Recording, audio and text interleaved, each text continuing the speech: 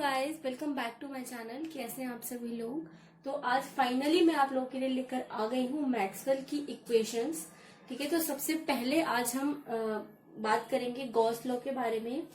Gauss law का question इस type से आ जाता है कई बार क्या होता है ना, क्वेश्चन पेपर कुछ इस तरह से सेट किया जाता है ट्विस्ट करने के लिए, और हमें समझ में नहीं आता है कि ये क्या पूछ रहा है ना। तो किस तरीके से गॉस लॉ का क्वेश्चन आ सकता है, आपसे डायरेक्टली पूछ सकते हैं कि मैक्सवेल की फर्स्ट इक्वेशन को डेरिवेट कीजिए, या फिर आपसे पूछेंगे integral form of Gauss law. ठीक है, अगर ये वाला पूछ लिया तो ये मैक्सवेल की फर्स्ट इक्वेशन ही है।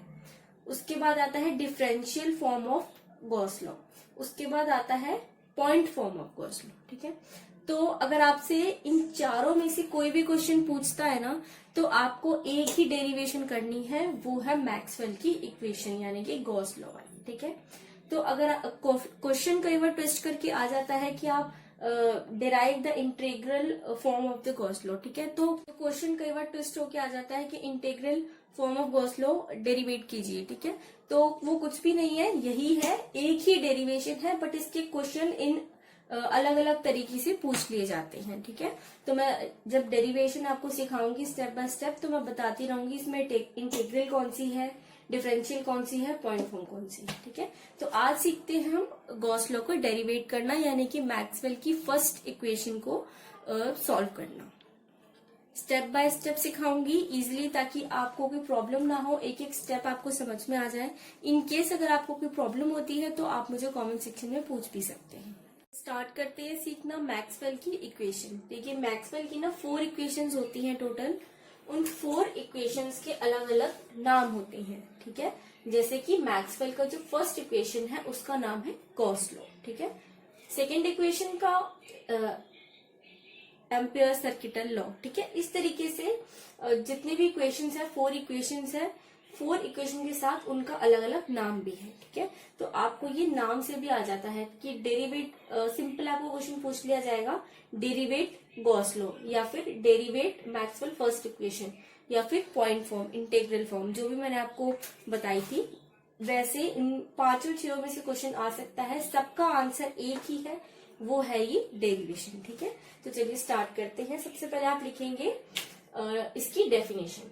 मैं आपको एक बात बताना चाहती हूँ, जो भी मैं आपको यहाँ पर स्टेप बाय स्टेप आपको बता रही हूँ, आप एज इट इज इसको अपने इंजीनियरिंग के बीटेक पेपर में लिख सकते हैं, चाहे डिप्लोमा हो चाहे बीटेक हो, एक भी मार्क्स आपका नहीं कटेगा। मैं हर डेरिवेशन को इजी तरीके से करके बताती हूँ, ताकि बच्चों को बुक में से, कई बार क्या होता है बच्चों को समझ में नहीं आता है, बुक की लैंग्वेज थोड़ी सी बहुत ज्यादा ड्रामेटिक होती है, इस वजह से मतलब कई साइंस बेफालतू के लगे होते हैं, इसलिए उन्हें समझ में नहीं आता है।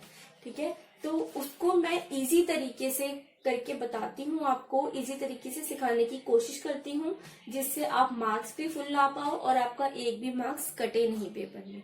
ठीक है, तो जिस तरीके से मैं आपको बता रही हूँ ना, आपको स्टेप बाय स्टेप उसी तरीके से आपको एग्जाम में भी लिखना है। अगर आपको बुक वाली डेरिवेशन याद हो जाती है तो वेल एंड गुड, अगर आपको नहीं हो पाती है तो आप मेरे बताए हुए सिंपल स्टेप से लिख सकते हैं। मैं गारंटी देकर कह रही हूँ कि आपका एक भी मार्क्स इसमें कट नहीं होगा।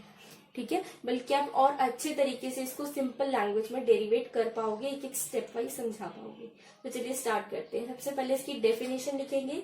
डेफिनेशन में क्या होगा, टोटल इलेक्ट्रिकल फ्लक्स, फ्लक्स यानी कि मैंने आपको साइन वाली वीडियो बताई थी ना, उसमें इसको बोलते हैं साइन।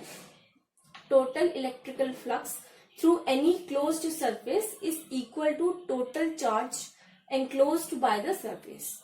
मींस कोई भी क्लोज्ड सरफेस का जो टोटल इलेक्ट्रिकल फ्लक्स होगा वो इक्वल होगा, किसकी इक्वल होगा, जितना भी टोटल चार्ज उस सरफेस ने जितना भी चार्ज इनक्लोज्ड करा होगा उसके इक्वल होगा। ठीक है, तो पूरी जो डेरिवेशन है ना, ये आपको इतनी सी ही लर्न करनी है, इससे इजी, इससे शॉर्ट नहीं हो सकती, इतनी तो आपको लिखनी पड़ेगी, और ये तो रट के ही लर्न हो जाएगी, बहुत ज्यादा इजी है। total electrical flux through any closed surface is equal to the total charge enclosed by the surface। आपको ये जो दो लाइनें हैं ना ये लर्न करनी है। उसके बाद आपको क्या लिखना है, उसके बाद मैंने सिंपल लिख दिया है आंसर में, according to Gauss law this psi is equal to this. अब आपको लग रहा होगा ये क्या चीज है, बल्कि ये इतनी सिंपल चीज है, मैं आपको समझाऊंगी तो समझ में आएगा। ठीक है, सपोज ये कोई क्लोज्ड सरफेस है, क्या this is a closed surface. Surface का मतलब है इसमें कोई भी इसका एंड नहीं है, ये पूरी तरह से क्लोज है, बंद है। ठीक है, इसका जो टोटल चार्ज होगा ना, टोटल चार्ज यानी कि इस पूरी सरफेस का जो टोटल चार्ज होगा that is known as Q enclosed. ठीक है, क्यू और ई एन यानी कि टोटल क्यू हमने डिनोट किया है चार्ज को, और ई एन का मतलब है एनक्लोज्ड बाय द सरफेस। ठीक है, तो ये हमने क्या लिखा है, सिर्फ ये जो दो लाइनें है ना इसको हमने इक्वेशन के रूप में लिख दिया है। ठीक है, total electrical flux, total electrical flux कहाँ पे है, this is total electrical flux. ठीक है, थ्रू एनी क्लोज्ड सरफेस, ये वाली क्लोज सरफेस है, is equal to total charge enclosed by the surface. Total charge यानी कि Q, enclosed by the surface यानी कि ई एन। तो ये जो दो लाइन की डेफिनेशन थी ना, हमने इसको सिर्फ क्या किया है, डेरिवेट करके इसको सिंबल्स में लिख दिया है। तो साई यानी कि total electrical flux is equal to total charge enclosed by the surface.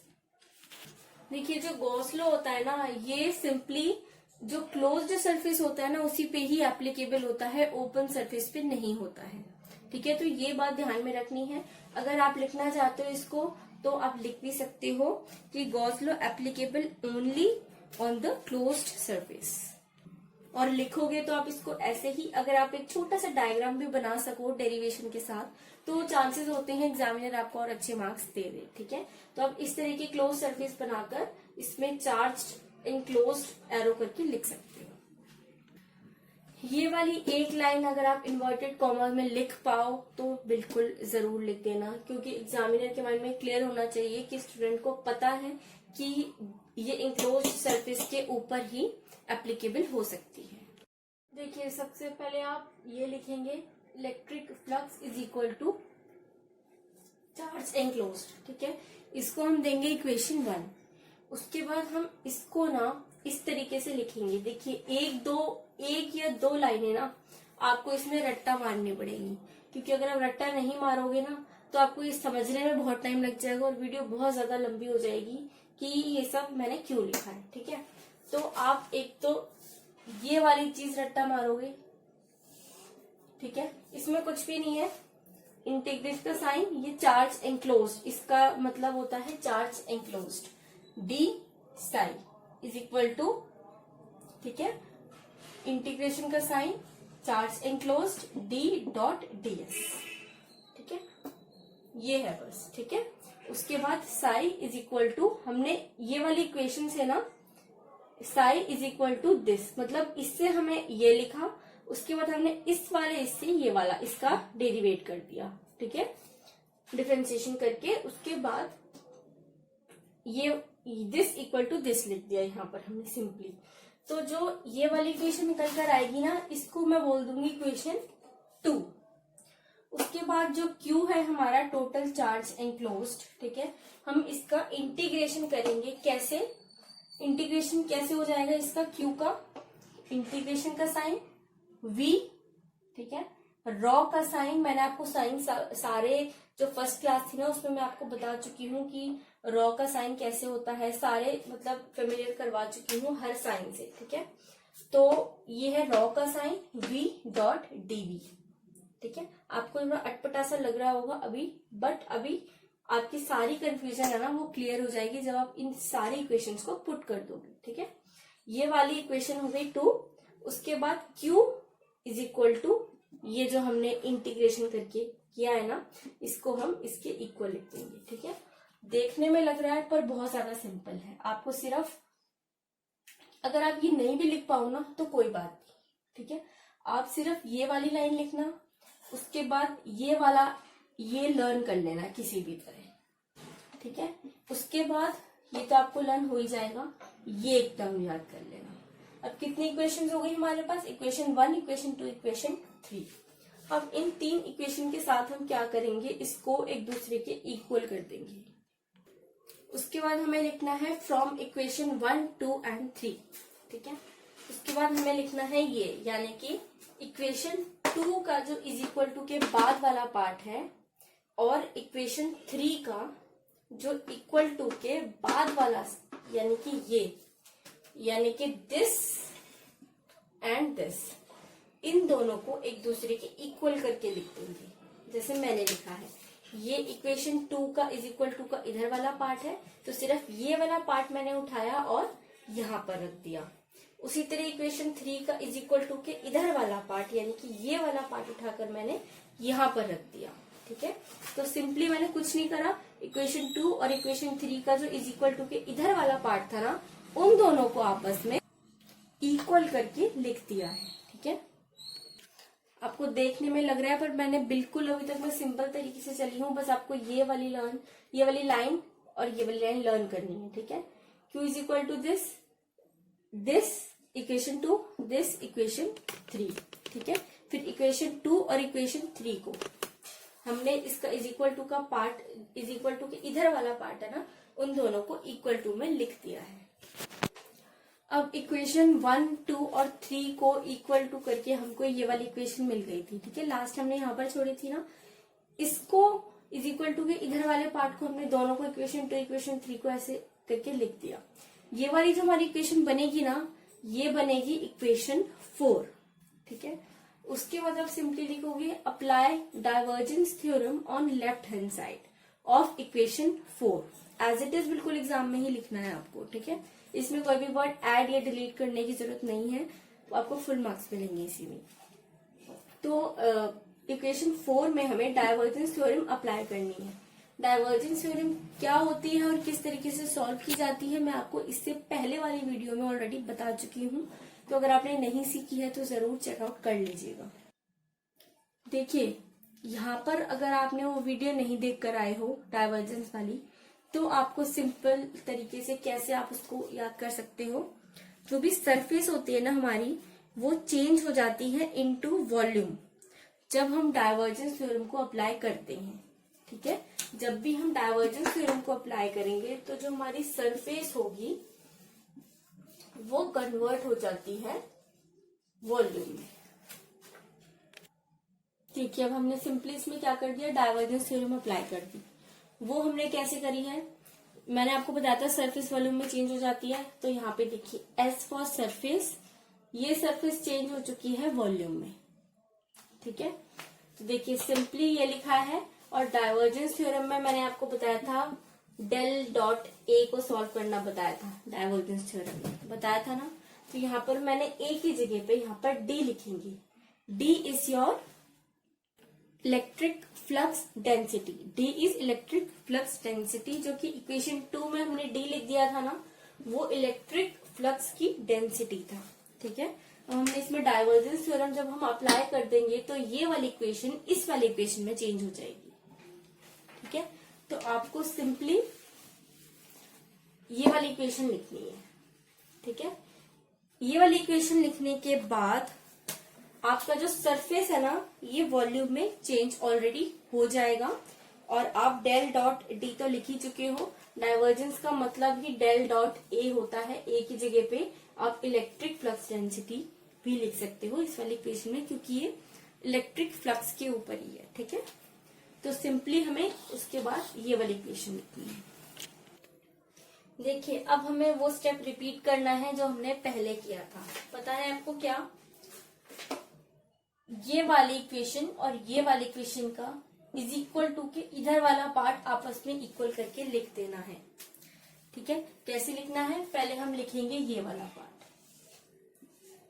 Del dot D, इसको ब्रैकेट में कर दीजिए, D V is equal to के इधर वाला पार्ट, इधर वाला पार्ट क्या है, V rho V dot D V, ठीक है। तो हमारी इज इक्वल टू करने के बाद ये वाली इक्वेशन आ गई। अब ये वाली इक्वेशन बहुत ही सिंपल है, ठीक है, आपको लग रहा होगा, आप इसको कॉपी पे उतार के देखना, बहुत ही ज्यादा सिंपल और इजी स्टेप में मैंने बता रखी है, ठीक है। अब ये वाली जो हमारी इक्वेशन बनी है ना, इस वाले और इस वाली इक्वेशन के, इससे और इससे जो हमारी ये वाली इक्वेशन बनी है ना, इस वाली इक्वेशन में जितनी भी सेम टर्म्स होगी ना, ये इसमें और इसमें जितनी भी सेम टर्म्स है हमें वो कैंसिल कर देनी है। कैंसिल का मतलब ये इससे कट गया, डीवी डीवी से कट गया, यहाँ पे डी और बी लिखा है, यहाँ पे भी डी और बी लिखा है, तो हमने कैंसिल कर दिया, ठीक है। वी से कट गया, तो बचा क्या हमारे पास, जो बची हुई टर्म है ना, यानी कि del dot D is equal to rho V, यही बच गया। और यही बचे हुए पार्ट को जो भी कैंसिल करने के बाद जो बचा हुआ है ना, उसको हमने यहाँ पर लिख दिया। और ये वाला जो बचा हुआ पार्ट है ना, this is called Gauss law and Maxwell first equation.